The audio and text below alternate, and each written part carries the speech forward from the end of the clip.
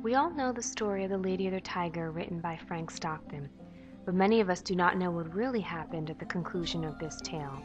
Did the courtier choose the door with the tiger or the fair maiden? Which door did the princess direct her lover to? Did she choose to love him unconditionally or send him to his death? This is the end of the story that is often left untold. As the courtier entered the Colosseum, he looked up to the princess with a quick and anxious glance, asking the question, "Which?" It was plain to her as if she shouted it from where he stood. There was not an instant to be lost. The question was asked in a flash. It must be answered in another. The princess, being her semi-barbaric self, confidently directed her lover towards the door with the tiger. His eyes shifted away from hers as he proceeded towards the immense door that held the tiger.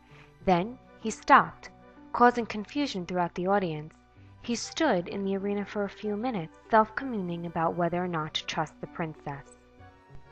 Finally, he remembered her vulgar nature and started towards the opposite door, an untrammeled spirit emanating from his very existence. He clasped the latch of the door and pulled it towards himself, no doubt in his nature that the door held the maiden. Right there appeared from the darkness the fairest maiden in all the land, wearing a florid white gown. She was the moon in the night sky that he looked up to and fell in love with at first sight. The lady stared at him, an exuberant look flashed across her face as her joyous expression brought great distress to the princess. As the lover pulled the maiden into his warm embrace, the audience screeched in ardor as the princess's grievous shrieks melted into the crowd's cheers. The princess cried loudly as he walked away with his new bride. Children threw flowers in front of them, leading the couple to their new life together. As they walked away, even the trees seemed to bow down in respect and joy for them, their leaves rustling with excitement. As the years passed by, the lover and the maiden's love grew like a warm and kindled flame. The princess had spent months mourning and plotting her revenge against the maiden, bidding her time for the right moment to swoop down and take what was rightfully hers. Her heart was full of darkness, except for the one minuscule bright light in the deepest corner of her heart, her love for this man, which at her moments of plotting revenge was being swallowed by the darkness of the jealousy around it. At the break of dawn the lover returned to his humble abode and to his lovely bride, being the bearer of good news of a ripe harvest. When he entered his room he found his beautiful wife writhing in pain, a mirror image of what she used to be. The lover bent down and asked in a whisper, "Is this it, after all of our years together?" The maiden responded weakly, I believe so, my dear. I love you dearly. My killer was—" Who was it?" cried the lover, but it was too late. She was gone, beyond the grave and the duration of a heartbeat, and as he bent down to close her eyes, he noticed a vial that consisted of a poison that was hard for any mere human to obtain, which was only to be found in the outskirts of the kingdom. Despite the pang of grief in his chest, the lover ceaselessly wondered who could have carried out this devious task. He finally remembered, after all of those months when he chose to disregard the princess's orders in that grim day in the arena. Surely, the lover thought to himself, the princess must be seeking her revenge on me. I must discover a way to discuss the matter with her before her ruthless behavior takes its turn on me. His eyes suddenly narrowed and a gruesome smile crept across his face as he thought of the perfect place to meet the princess. Would it not be the best to stop this right where it ended, the root of our problems, he asked himself. That very night the princess discovered an anonymous letter at the gates of the castle demanding her presence at the Colosseum. She thought, who could this be from? That night she decided to arrive at the Colosseum to meet the writer of the letter, only to find another letter near the doors of which the tiger or the maiden emerges, this one stating, "Behind one of these doors is nothing which will allow you to walk away unharmed. Behind the other door lies the most ferocious of all the tigers in the land. Choose a door to decide your fate. I am watching you. If you do not choose a door, I will see you for the coward you are and come to deal with you myself." The princess, not knowing what to do, just stood there like a still, solitary tree.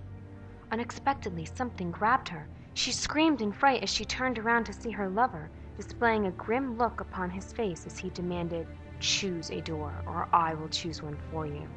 The princess remained stiff, as she was not expecting to be in this position after all these years she had witnessed countless victims' fate be decided in this arena. Then the lover proceeded towards both of the doors and pushed them open. A ferocious tiger emerged from the doors, growling fiercely. The princess jumped in fright and exclaimed, "Wait!" The lover commanded the tigers to halt and glared at her with a cold stare as he muttered, "What do you want? You told me to go to the door of the tiger, and then, years later, when you should have gotten over my betrayal, you poisoned my wife and murdered her in cold blood. Why should I listen to what you have to say when you act as if you have a heart of stone?" "I still love you, and I always will for eternities to come. No matter what you do, I will always come back to you," she explained, as she finally realized the weight of the conversation. She continued, "My love for you is an eternal flame that will never just blow away like a candle in the middle of the night. I refuse to just fade away into the darkness that I emerged from." The lover, self-communing over his options in this situation, grabbed her by the neck and replied, "I have attempted once to love you too, my darling. It is impossible for me to forget you. To me, that would be like giving up my own life and my very existence." As they pulled each other into a warm embrace, the princess felt a sharp jab in the middle of her back, a sharp jolt of pain pulsing through her body, unaware of the knife that was stabbed deep into her back. The princess felt the blood rushing out of her as her ears started to close and she lost the support of her legs. Her intricate, delicate dress was dripping with blood as her whole body became painted in red. A rancid smell arose into the air as each drop fell to the ground of the dreary arena, the moonlight illuminating them like miniature rubies falling to the ground, as the princess lost every trace of her life, and all her promised years of riches slipped away. The princess slid lifelessly to the ground, still in the lover's embrace, as a single tear of guilt and pain escaped her. The lover collapsed on the ground, covered in the warm, sticky blood of the princess, mourning over what he had just done. That's when a thought began to grow in his mind. If the Colosseum had ruined his life, would it not be best to ruin the Colosseum so that the lives of others that were condemned to the same fate could be saved? The lover marched toward the tiger with ambition in his eyes, and he decided he would kill him. He fought the tiger with all his strength, shifting and lunging toward him as he fought to destroy the beast that had killed so many already. After what seemed like an eternity, the courtier unlatched the chains that encircled the tiger and dragged it across the Colosseum until it reached the entrance of the vast arena. He lifted it up from the neck and fashioned the rope into a noose. He hung the tiger on the door of the Colosseum so that its blood would glint at the break of dawn and be the first thing that every inhabitant of the kingdom saw. He then gently placed the princess's carcass next to the tiger and shut her eyes gently. He would stand and fight for the people who witnessed the unjust form of punishment that the semi-barbaric king enforced by making a statement.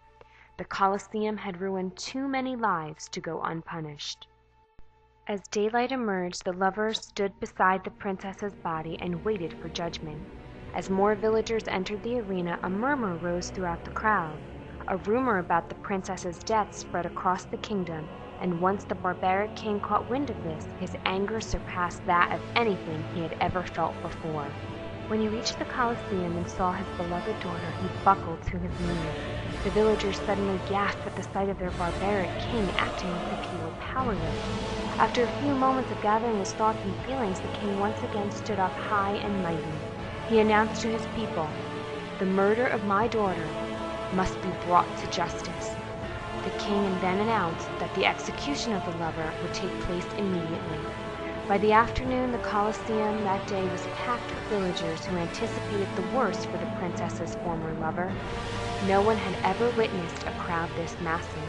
The king personally brought down the rope and placed it around the lover's neck, an act that most kings would never take place in. The lover confidently announced without acknowledging the king, "The time to change is now. Stand up and fight for your freedom. This is not justice. This is mass murder. It is unjust for this king to use us as if we're his pawns on one of his chess games.